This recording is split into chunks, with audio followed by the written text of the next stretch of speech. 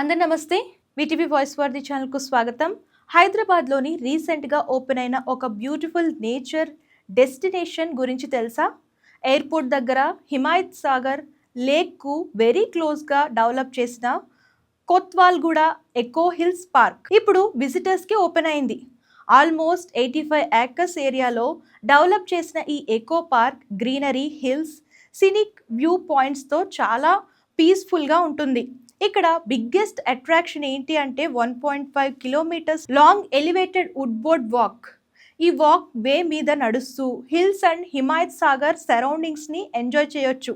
Nature lovers కోసం ఇక్కడ butterfly garden, children play area, ఇంకా మోస్ట్ ఇంట్రెస్టింగ్ అట్రాక్షన్ ఏంటి అంటే ఇక్కడ world class walk through bird sanctuary ఉంది.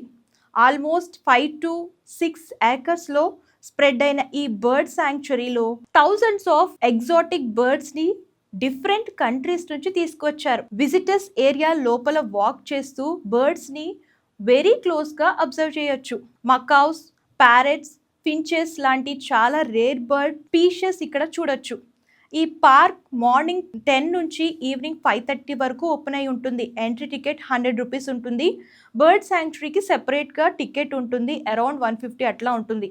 Family outings, photography, nature walk, bird walking అన్నిటికీ ఇది పర్ఫెక్ట్ వీకెండ్ డెస్టినేషన్. తెలంగాణలోనే ఇలాంటి ఎకో పార్క్ చాలా రేర్గా ఉంటుంది.